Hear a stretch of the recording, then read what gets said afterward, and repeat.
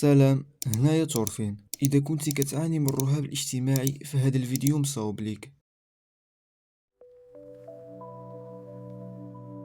الرهاب الاجتماعي هو واحد الحالة كتخلي الواحد يهرب من الناس، أي أنه يتجنب يكون في بلاصة عامرة ولا يحضر شي مناسبات مهما كان النوع ديالها. المهم كيخاف من الناس واشنو يقدروا يقولوا عليه. مثلا انت غادي في الشارع ومعذب، ما مرتاحش، ما كتحسش براسك مكمول، المهم شي حاجة ناقصاك. كتدوز من حدا شي بنات واقفين بعاد عليك، فجأة كيبداو يضحكوا في شي موضوع. انت في راسك اشنو كتخيل بلي كيهضروا عليك. شوف داك خونا كيفاش داير، شوف شنو لابس، وزيد واخا هو ما يكون والو من داك الشيء وعايش انت غير في عقلك، ولكن واخا هكاك انت ما مرتاحش، كيولي خاصك تقاد الوقفه وتشوف شي مرايه باش تعوض راسك. المهم معذب. اما اذا شفتي شي بلاصه فيها الناس بزاف كتبدل الطريق واخا تكون هي الاقرب للوجهه ديالك، يعني كتفضل تضرب طريق طويله وتعيا على انك تدوز من حدا الناس ويشوفوا فيك. راه النص الكبير من الشباب كيعاني من هادشي، خصوصا في السن ديال المراهقه. غير هو هاد المشكل ما كيجيش ويطيح عليك من السما، ضروري ما يكون عنده اسباب. والسبب الرئيسي اللي كيخلي الواحد يعاني من هادشي هي العائله ديالو، الاشخاص اللي تربى وكبر معاهم. حيت ملي كتكون صغير وكيكونوا جايين عندكم الضياف، الوالدين ديالك كيقدسوا داك الضياف لواحد الدرجه اللي ما تصورش. وانت في داك السن الصغير ملي كتشوف الوالدين كيعاملوا داك الضياف بداك الطريقه هذيك، انت صغير وبداك العقليه كتشوف داك الضياف شي حاجه اللي واو، شي حاجه اللي ماشي عاديه. خصوصا ملي كيبداو يقولوا لك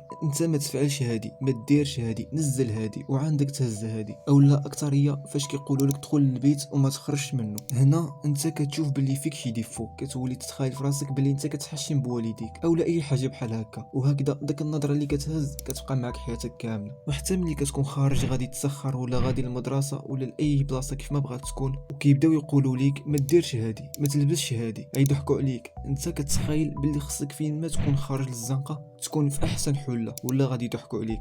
ملي كتكبر ما كتقدرش تخرج عادي، خصك ضروري تشوف موراك، تشوف قدامك، تشوف لا تكون شي تقطيعه، لا تكون شي وسخه، المهم ضروري ما تفتش راسك كامل. وحتى في المدرسه يا لطيف يقول لك شي استاذ ولا السبوره، انت كتلف ما كتبقاش عارف شنو دير، حتى من نفس ما كتبقاش عارف مين طلعوا، واش من نيفك ولا مشي بلاصه اخرى. بلا ما نهضروا على ملي كتعطل وكتجبر كلشي في القسم وانت داخل وكلشي كيبقى يشوف فيك، جميع وساوس الدنيا كطيح ليك في راسك. وكاين بزاف من غير هاد الاسباب هادو كيخلي الواحد يبقى يهرب من الناس. ملي كيكون عندك تحت 15 ما كيكونش بيديك، يعني المجتمع هو السبب ديالك، ولكن ملي كدير فوق 15 كتولي انت قادر تتحكم في راسك وقادر انك تتغلب على هاد العقده. ولكن اذا خليتيها فيك غتبقى معك حياتك كامله. انا عارفك دابا كتسول على الحل ساهل واي واحد عنده هاد الحل. هذا الحل هو الاحتكاك مع الناس، بالدارجه هو التسنطيح، يعني خصك تكون سنطيحه. انا عارف اللي في الاول غتجيك صعيبه، ولكن هذا هو الحل الوحيد. الحل هو انك تسنطح مع الناس. مثلا شي حانوت فيه شي بنت كتحشم منها، سير داك الحانوت وتسخر منه، بقى غير تسخر منه وتسنطح مع داك البنت وشوف في عينيها وما تخاف من والو. ولا عرفتي شنو، شوف شي قاعه في الحومه ديالكم وسلت شي عراسيه، دخل ضرب اللحم مع راسك وما تخاف ما دهش، تسنطح حتى وضح حصلتي هانيه، قول لهم كنضرب اللحم وخرج في حالك. الدراري اللي كتخاف توقف معاهم، سير وقف معاهم، عمر معاهم، ضحك معاهم،